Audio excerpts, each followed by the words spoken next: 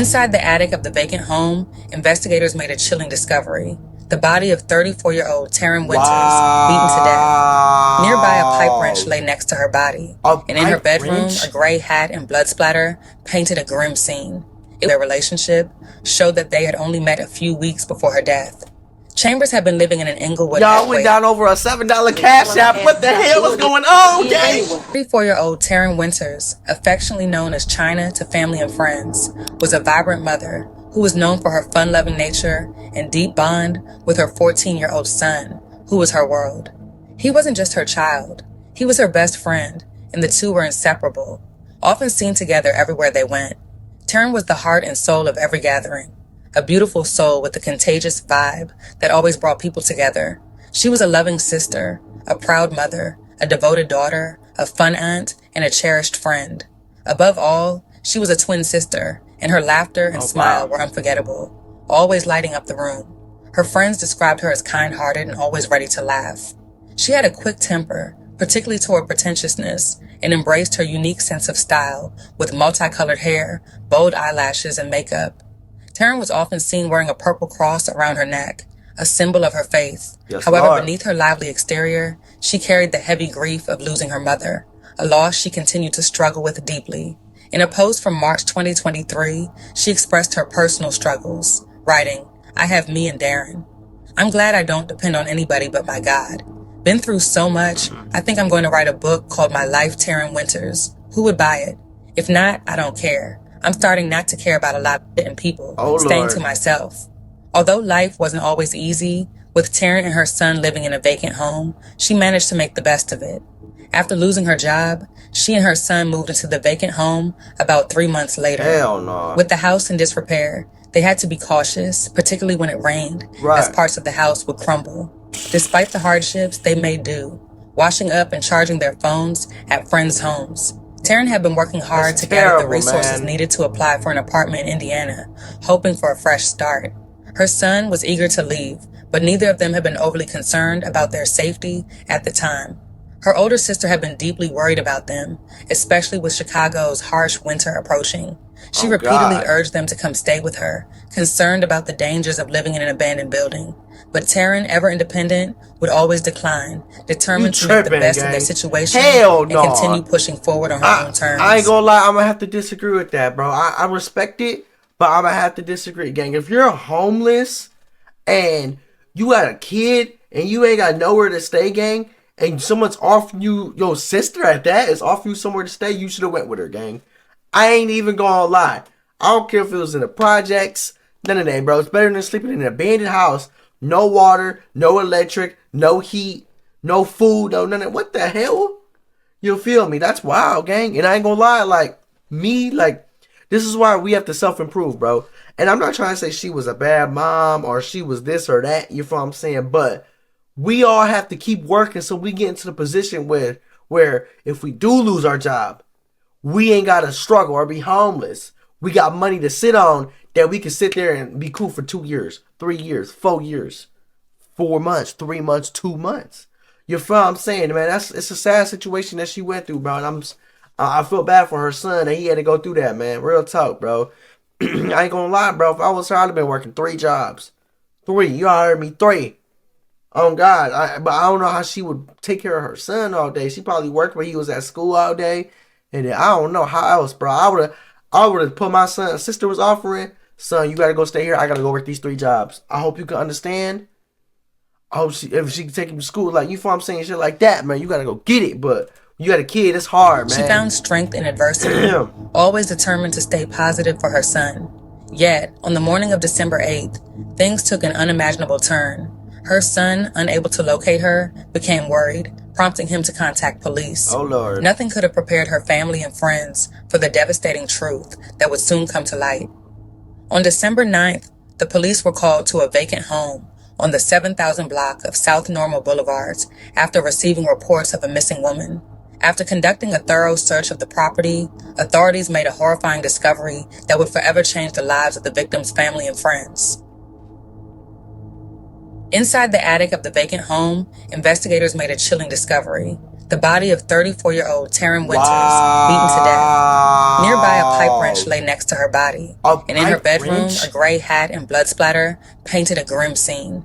It was immediately clear that Taryn had been violently attacked. What? Police quickly reviewed surveillance footage from nearby buildings, which captured 32-year-old Antoine Chambers wearing the hat as he entered the house with Taryn on the day she was reported missing. Tweaking gang. Later, footage showed him leaving the home alone, without the hat.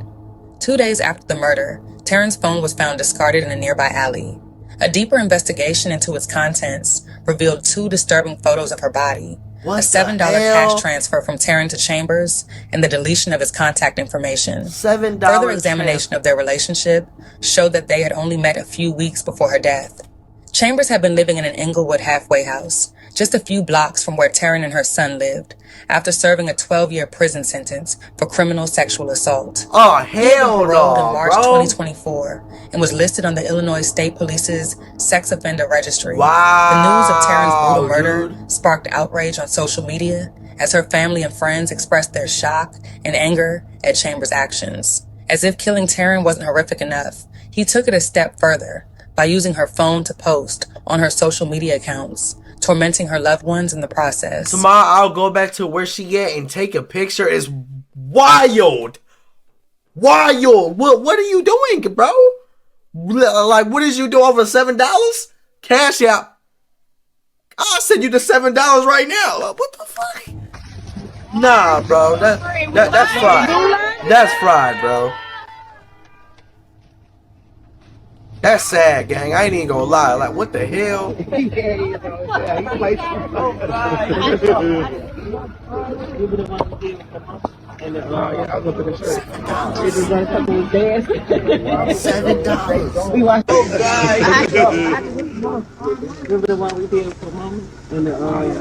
Days after the senseless killing, Taryn's 14-year-old son sat solemnly between his I ain't even read the rest. If she was, don't y'all think she would have reached out by now saying this is not her?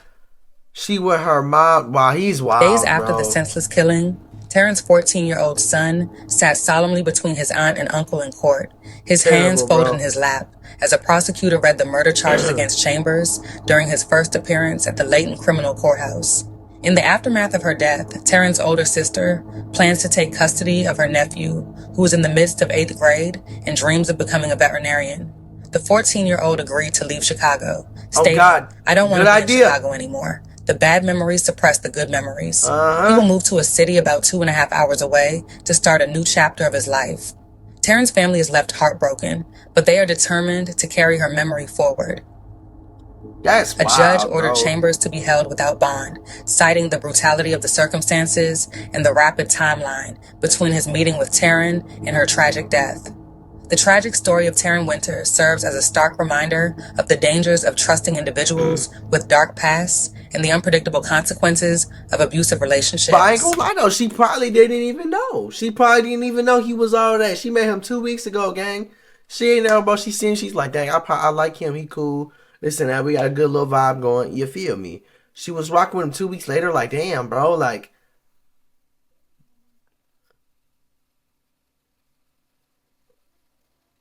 damn, bro. Like, what the hell is wrong with you? You feel me? Like, that's crazy, dude.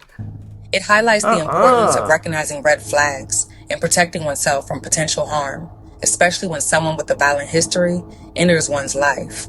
Additionally, it underscores the profound impact that violence has not only on victims, but also on their families, who must cope with the aftermath of such senseless loss.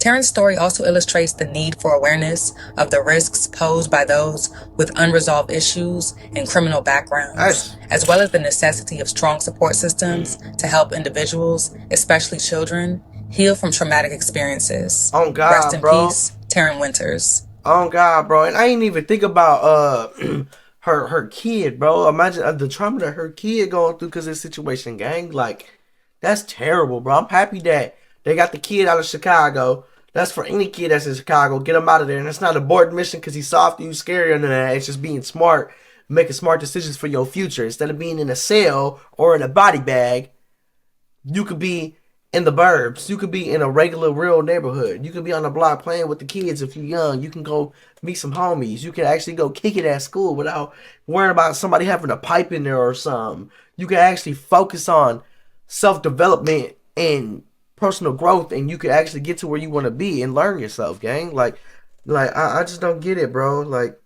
the negativity is wild, man. That shit crazy, man. Let me know what y'all feel about this little video, though. I know this one was a little short.